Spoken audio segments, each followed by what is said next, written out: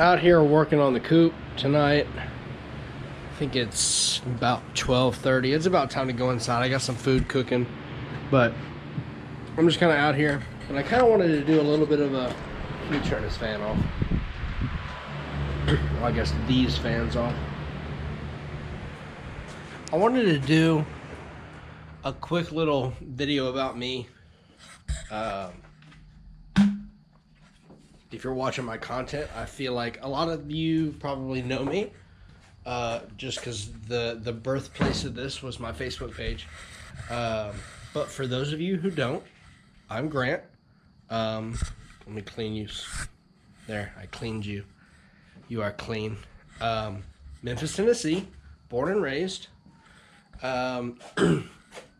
So I haven't been doing this forever.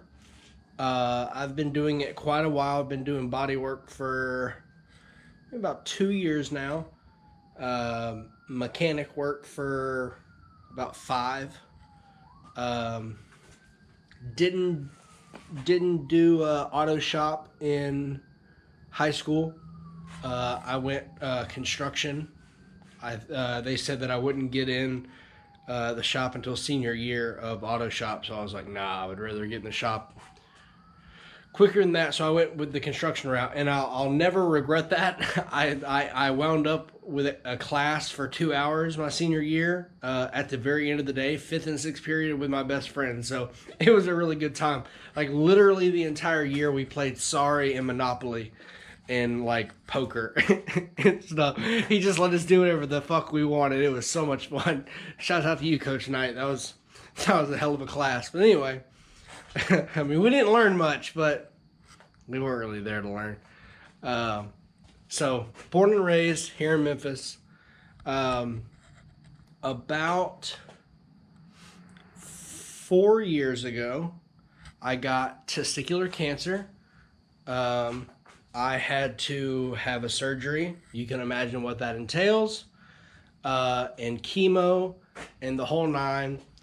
And so that left me with a little bit of different outlook at life. Not too much, because I kind of just approached it like I would approach anything else, with humor. So I felt like that was my best weapon towards it, was just keeping a good attitude. And there wasn't really anything I could do about it. It happened so fast. It wasn't like I had a bunch of decisions to make. It was like, hey, do you want to live? Yep. All right. Well, we're going to have to take it. It doesn't really matter if the tumor is malignant or benign. To test it, we have to take it. So they took it, and it's not really something that's bothered me, to be honest with you. I think a lot of guys would be like, "Oh man, you lost one of your dudes." Like, it's honestly, it's something I never think about it. I've always looked at it like this: if a girl had a problem with that, I don't know if I said that right the first time. It didn't sound right in my head going over it. But either way, if she had a problem with that, then that's not the girl for me anyway. So, and it's like, what kind of shit, kind of goes along with point number one. What kind of shitty person would you be to look down on me, like, for having cancer or something like out of my control?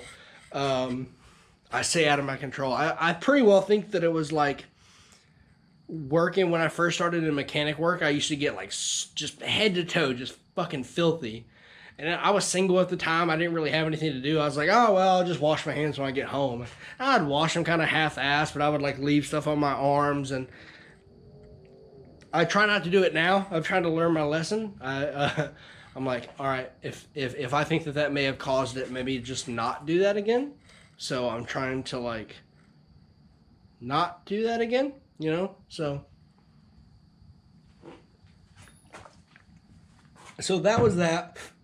And you may have noticed while me working the cuts on my arm.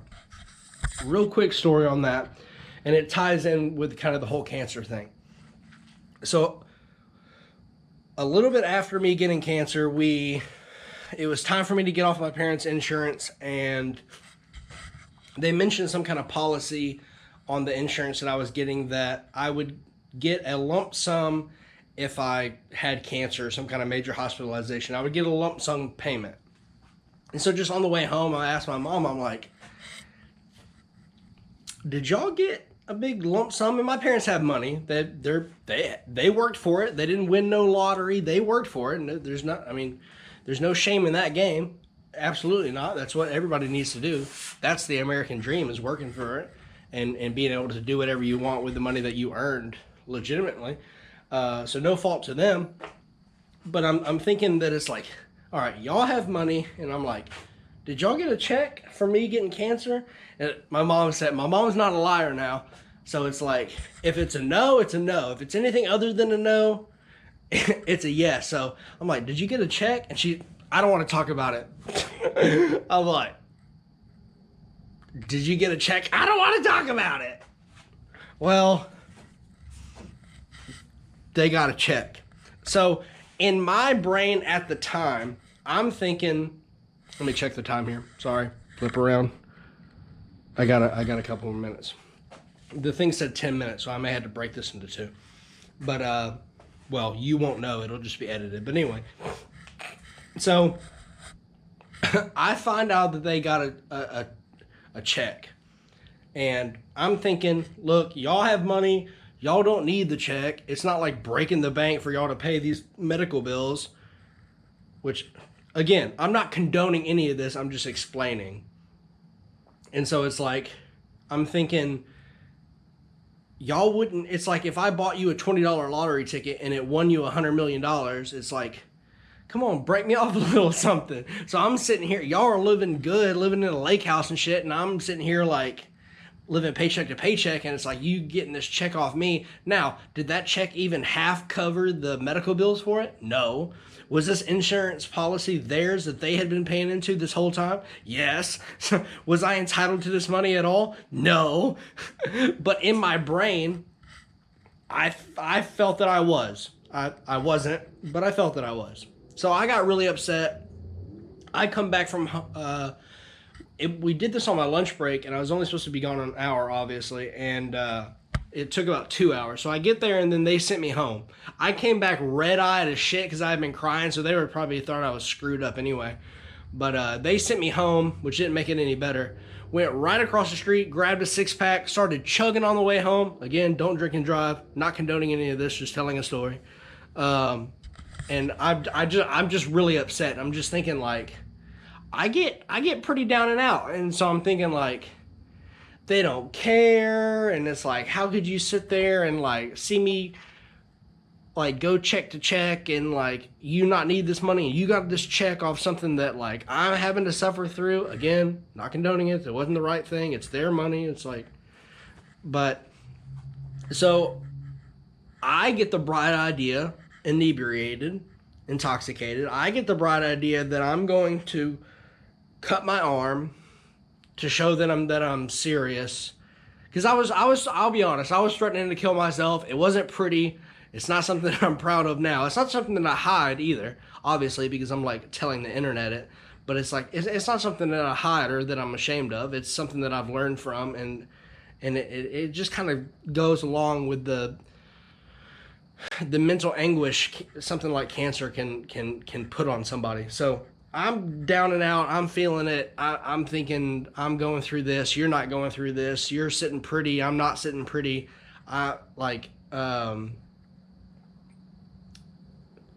Let me, I'm cruising up on like 50 seconds left. Let me delete a couple of videos and I'll pop right back in. All right, gained myself another 20 or 30 minutes. We're not going to be here that long, I promise you. But anyway, so I think in my inebriated state, I think that it's a good idea to, and again, I wasn't, I'll preface it one more time because I really want to make it clear. I'm not advocating this kind of mindset. I was being a little brat. That's what it was. That's what it was. Just because I'm funny and I'm cool and I'm a bad motherfucker and I can do cool shit with cars and aluminum and like welding and shit like that, and I can drift and I'm a cool motherfucker, but I do stupid shit that I'm not proud of sometimes. But just because I'm not proud of it doesn't mean I won't share it, and I won't tell people what I've learned from things like that. So I am thinking at this time that I'm going to use, because at the end of the day, I don't want to kill myself. No matter how down and out I get, it's still like okay, well, I would just sell everything I had if I didn't have any money, and then I would like go off to Colorado and smoke a bunch of weed and have a good time. It's like, that's not the mindset of somebody who actually wants to kill themselves. So I was using that against my parents. Again, not the right thing to do. I was a piece of shit for it. I was acting like a little brat. But I felt like if I threatened them with suicide, that they would like care more and see how upset that I was. That's just the mindset that I had in that time. I was drunk. Remember that. I was drunk. So I'd take a knife to my arm one good time. Again, I mean I purposely try to like miss things, but like be in the right area. It was a piece of shit move. I'm just explaining. Anyway, so I cut my wrist and I send them a picture. Give me some of that money, or I'm gonna kill myself, or I'm gonna cut myself again. Grant, we're not giving you any of that money. All right, all right. Boop. Another cut. Send them a picture of it. I'm serious. You're going to give me the money. Grant, we're not giving you the money. All right, I'm giving you 2 this time. Boop, boop. Send him a picture of it. About 5 minutes later, boom! Cops kicking in my door, hauling me off the lakeside. And if you're not from Memphis, lakeside's like a loony bin, essentially. So the cops came and they took me for like a psych watch, because I was telling them that I was going to kill myself. So I ended up in Lakeside, and they wouldn't let me go. No matter how bad you want to go home, they're not letting you go home. You can plead with them, you can beg, you can cry. I didn't cry, but you could have. Wouldn't work. They're not letting you go. But see, here's the problem with it, and here's what I feel like is messed up with it. And I'll go off on a slight tangent, but it really does aggravate me. Here's the thing. So no, the doctors there, the psychiatrists or whatever, psychologists, whatever their actual title is, they don't actually work for Lakeside. They're temped in under the umbrella of Lakeside. So no, they're not getting paid from Lakeside per se, but if Lakeside wasn't there, would they have a job to go to see patients at that site? No, they wouldn't. So here's the problem that I have with it. Every day that I'm there, the insurance pays them hundreds of dollars. I'm talking anywhere from like $400 to $800 a day for me to be there. So what incentive does the doctor have? The doctor's looking at it like this. Look, if this kid came in saying he was going to kill himself, now he's saying that he was not ever going to do it. It was just a ploy to get at his parents. He's thinking, okay, if I let him out right now and he kills himself, I'm liable. If I hold him for 5 days, I'm not quite as liable. I at least checked it out first. So all the while, those 5 days, Lakeside and he himself is getting paid bank. So these doctors that you didn't choose, that are getting paid off you being there, are the only person that has the say-so of if you go home or not. The only person. You can call a lawyer, you can do whatever the fuck you want. They are not letting you go. They have 3 to 5 days to hold you before you have to see a judge, and then they have to let you go.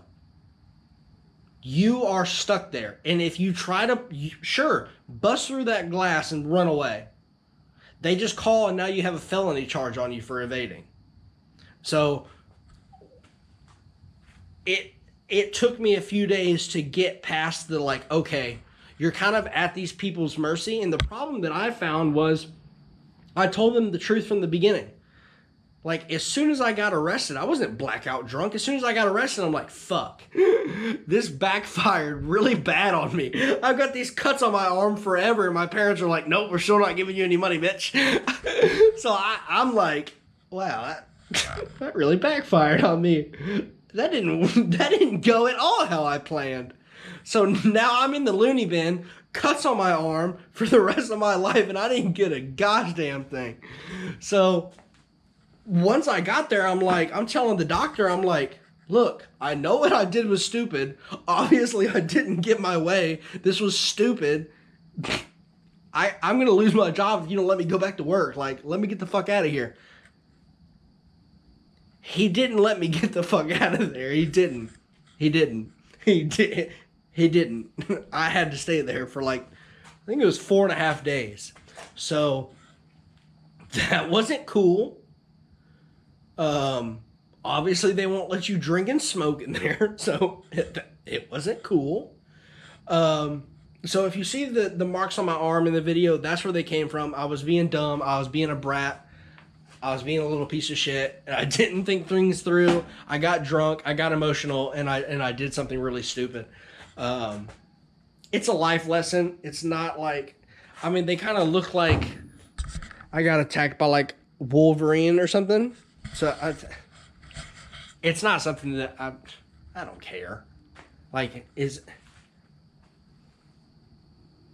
what am I going to do about it? For one, I can't make them go away. So what's bitching about it going to do now? What's crying about it going to do now? So